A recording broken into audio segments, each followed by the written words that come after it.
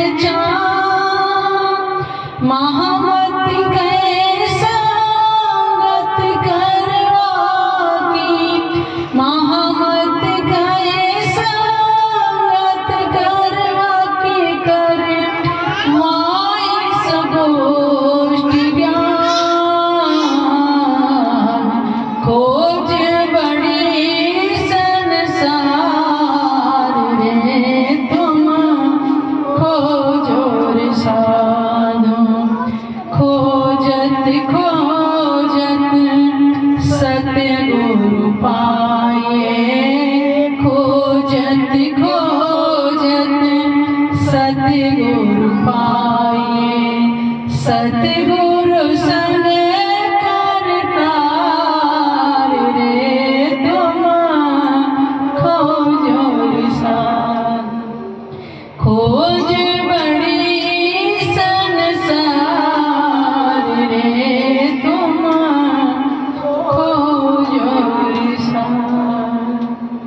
बोलो श्री प्राणनाथ प्यारे की जय, सतगुरु महाराज की जय। ये कीर्तन की वाणी है। इसमें प्राणनाथ जी बता रहे हैं कि खोज बड़ी संसार रे तुम, खोज रे साधो। हमें परमात्मा को खोजना कहाँ है? आज दुनिया कहाँ खोज रही है? कोई निराकार में ढूंढ रहा है, कोई साकार में ध्यान लगा रहा है, कोई त्रिकुटी में लगा रहा है, कोई विकुटी में लगा रहा है। तो परमात्मा को हम खोजे कहाँ? खोज सतगुरु पाइए। जब हमें अच्छे सतगुरु की खोज हमें मिल जाएगी, वो सतगुरु हमें बताएगा कि परमात्मा ना इस संसार में ना इस शरीर में है। कभी जन कहा है कि पिंड में होता तो मरता ना कोई, अगर ब्रह्मांड में होता तो देखता हर कोई। पिंड ब्रह्मांड गौ से नैना कहे कभी सो साईं हमारा। आज किसी पूछो परमात्मा का है, परमात्मा हमारे अंदर है। अगर परमात्मा हमारे अंदर है तो हमारी फिर मृत्यु क्यों होती है? जहाँ परमात्मा रहता है वहाँ एक रेत का कण भी खत्म नहीं होता है, एक पक्षी का बाल जो होता है वो भी नहीं गिरता, वो भी अखंड है। तो हमारा शरीर फिर मिटता क्यों अगर परमात्मा हमारे शरीर में, यानी कि पिंड में भी नहीं है। पिंड का मतलब शरीर। फिर ये ब्रह्मांड में भी नहीं है परमात्मा। परमात्मा अगर इस ब्रह्मांड में होता तो कभी महाप्रलय आती ही नहीं फिर, क्योंकि संसार के अंदर जो भी चीज बनी है वो मिटेगी अवश्य है। इसलिए ना परमात्मा शरीर में है ना संसार में, यानी पिंड और ब्रह्मांड से परे है। तो हमें सतगुरु रूप में प्राणनाथ जी वाणी के माध्यम से बता रहे हैं। और वैसे सतगुरु देवचंद जी जिन्होंने इस संसार में आकर के खोज करी थी, 11 साल की जब उम्र हुई तो उनके मन में आया मैं कौन कहाँ से आई है, कहाँ है मेरो भरतार। उन्होंने बताइए 11 साल के बच्चे को क्या पता चले कि मेरा भरतार कौन है? लेकिन परम धाम की लीला इस संसार में होनी है। इसी कारण से पहले ही ग्रंथों में भी लिखवा दिया था, हुक्म वेद कते में लाखों लिखे निशान। ग्रंथों में पहले से लिखा है कलयुग में परमात्मा ज्ञान स्वरूप लेकर के आएंगे। आज हम आपको भागवत पुराण भी लेकर आए हैं। आपको नक्शे के माध्यम से भी बताएंगे 4 तरह की प्रलय जिसमें संसार समाप्त हो जाएगा। उसी भागवत पुराण में लिखा है कि परमात्मा कलियुग भगवान की आज्ञा से फिर से देवापी और मरूप कलयुग में आएंगे। इन्होंने तपस्या करी थी द्वापर के अंदर, और कलयुग के अंदर परमात्मा 2 तनों के अंदर आकर के लीला करेंगे। तो जब उन्होंने खोज करी कि मेरी आत्मा का वो भरतार कौन है, और 16 साल की उम्र में परमात्मा को खोज करने के लिए निकल पड़े थे। इसलिए कहते खोज बड़ी संसार है तुम, खोजो रे साधो। परमात्मा को पाने के लिए खोज तो करनी ही पड़ेगी। घर में आके परमात्मा नहीं मिलेगा। अगर मिलेगा तो निस्वत के कारण ही मिलेगा, क्योंकि परमात्मा अपने हाथ पांव से पहले ही कहा था मैं तुम्हारा आशिक हूँ। क्योंकि परमात्मा ने पहले कहा था जिस संसार में तुम खेल देखने जाओगे और भूल जाओगे, तुम अपनी भी सुध नहीं रहेगी, मुझे भी भूल जाओगे, और मैं ही तुम्हें आकर के याद दिलाऊंगा। तो परमात्मा हमें स्वयं अपनी पहचान इस संसार में आकर के करा रहे हैं। फिर एक गोविंद के गुण गाए थे। परमात्मा के नाम पर पता नहीं कितने लोगों ने आडंबर बना बना करके क्या रखा है, तापर मांगत दान। आज देखा था कितने पंथ पेड़े चला रखे, अकाउंट नंबर आपको साथ में देंगे। मैंने देखा था निर्मल बाबा का एक टीवी पे आता था पहले, वो पूछते थे कोई समस्या लेके जाएगा, किसी भी गोलगप्पे खाए ना महाराज, अच्छा गोलगप्पे खाओ और उनको भी खिलाओ, और सीधा पीएनबी का अकाउंट नंबर दे दे कि सेवा इसमें डलवा ली। गोलगप्पे खाने से क्या हो जाएगा? देखा जाए तो हम एकांत बैठ के अगर विचार करें तो अगर हमने गोलगप्पे खा लिए किसी और को भी खिला दिए तो क्या इससे परमात्मा मिल जाए? कितनी विचित्र। और मैं कहती कितनी भारी भीड़ होती थी। कमाल कि हम अपनी बुद्धि का इस्तेमाल करते ही नहीं है कि हमें सही गलत का मार्ग अगर हमें नहीं पता चलेगा तो हम कहाँ जाएंगे? अंधकार में तो जाएंगे। तो कह रहे हैं कि गोविंद के गुण गाय के तापर मांगत दान धिक धिक पड़त मनवी जो बेचत है भगवान। ऐसे मनुष्यों को धिक्कार है जो एक पेट पालने के लिए परमात्मा के नाम पर भी धंधा बना रखा है। और एक देखा जाए हमने बड़े बड़े मंदिरों में सुना है जाकर के वहां पे बहुत बड़ी लाइनें लगी होती हैं, लेकिन जब किसी से जाओ वहां के जो पुजारी होते हैं उनका VIP से अगर दर्शन करोगे तो जल्दी हो जाएगा। अब देखा जाए तो मूर्ति तो वही है, जो बेचारा लाइन में लग रहा है बिना पैसे दिए जा रहा है वो भी वही दर्शन करेगा, और जो VIP पास से जाएगा दर्शन वो भी उसी मूर्ति के करेगा। कारण क्या है? वो पैसे के बल पर। लेकिन ध्यान रखना, जो शरीर का कष्ट पा करके परमात्मा को प्राप्त करेगा वही प्राप्त होगा। पैसे के बल पर किसी को परमात्मा आज तक नहीं मिला है। परमात्मा किससे मिलेगा? प्रेम से। जो बेचारे लाइन में खड़े होकर के जो तप करके जाते हैं ना वही सच्चा तप कहलाएगा, ना कि VIP पैसे दो और पंडे लोग भी दर्शन करा देते हैं, पतली गली से निकाल देते हैं। तो ऐसे लोगों के लिए प्राणनाथ जी कह रहे हैं धिक धिक पड़ोते मानवी जो बेचत है भगवान। बताओ ये हमने भगवान के नाम को बेचने में भी कमी नहीं छोड़ी पेट पालने के लिए। उस पैसे को कहाँ खर्च करें? कहीं भी। केवल पंचभौतिक तन के अलावा कहीं भी उसको खर्च नहीं किया जाएगा। जिसके पास है वो जवाब है, कहाँ करेंगे? वो बेचारा बीवी बच्चों के लिए पेट पालेगा, वही पेट पालने के लिए करेगा। खाएंगे पिएंगे पहनेंगे रहेंगे सहेंगे और कुछ नहीं, इसके अलावा तो कहीं इस्तेमाल नहीं करेंगे उस पैसे। फिर उधर कारण बेचे, उधर का मतलब पेट के कारण बेचे हरि को, यानी परमात्मा के नाम को भी बेच रहे हैं। मूढ़ो यही पायो रोजगार, मतलब बुद्धिहीन ऐसे हो गए इनको यही रोजगार मिला है, कोई और रोजगार नहीं मिला। कम से कम हम दुनिया में सारी चीजों को बेच रहे, परमात्मा के नाम को तो ना बेचें। मारते मुख बरवा को ले जासी यम द्वार, क्योंकि जीव का जैसा कर्म होता है अंत में वैसा ही फल भोगना पड़ता है।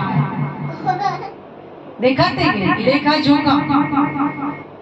अभी आपने शायद एक भजन सुना है, एक झोली में फूल भरे हैं एक झोली में कांटे, अरे कोई कारण होगा, अरे कोई कारण होगा। फिर क्या बोला?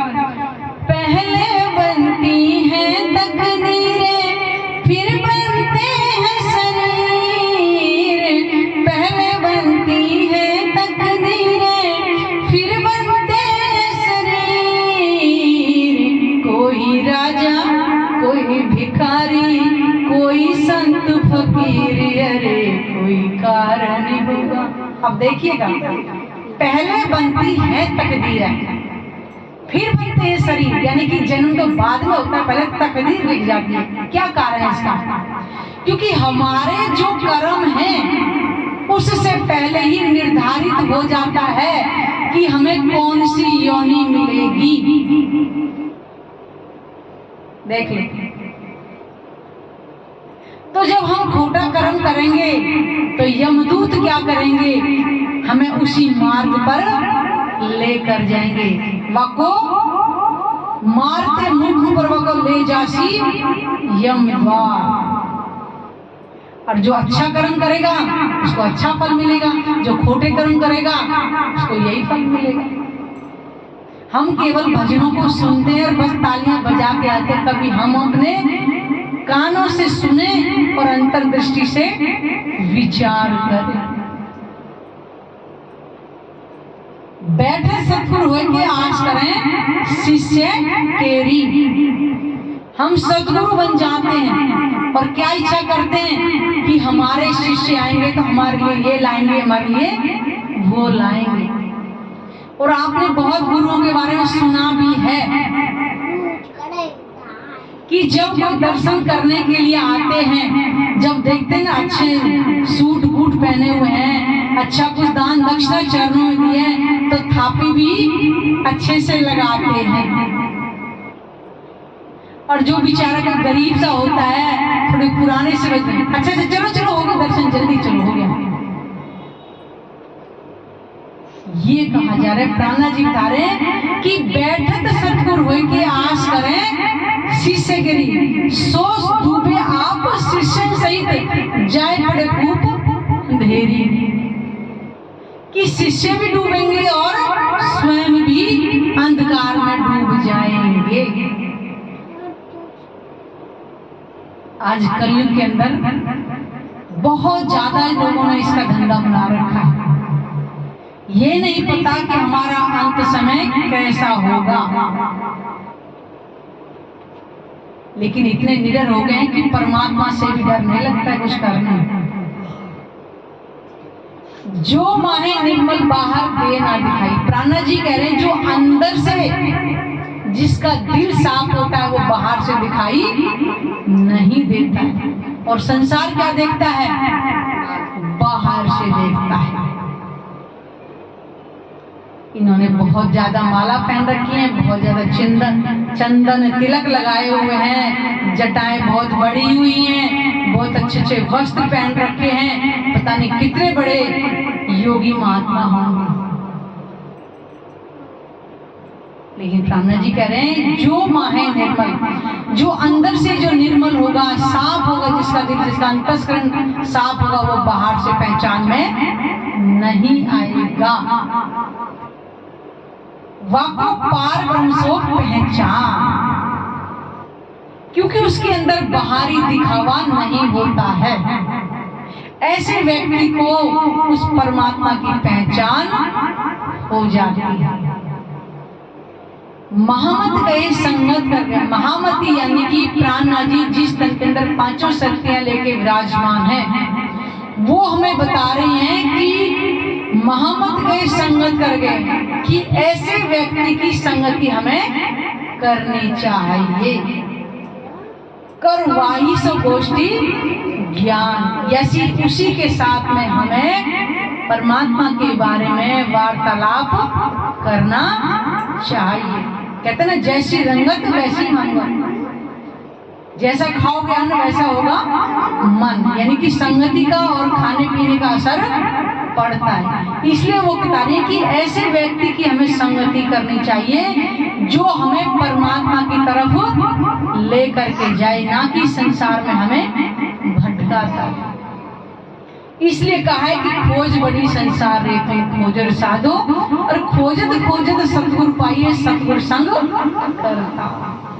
हमें ऐसे सच्चे सतगुरु की खोज करनी चाहिए जो स्वयं अपने परमात्मा की खोज करे और हमें भी कराए, और उस सच्चे सतगुरु के साथ हमें परमात्मा की प्राप्ति हो जाती है। इसलिए हमें ऐसे सच्चों के सतगुरु की पहचान करनी चाहिए और परमात्मा की खोज करनी चाहिए। इसलिए कहा है कि पानी पीजे जान कर और गुरु कीजिए, पानी पीजिए छान कर और गुरु कीजिए जान कर। हमें दोनों की जो पहचान है वो जान के ही करनी चाहिए। बोलो श्री प्राणनाथ प्यारे की जय, सतगुरु महाराज की जय।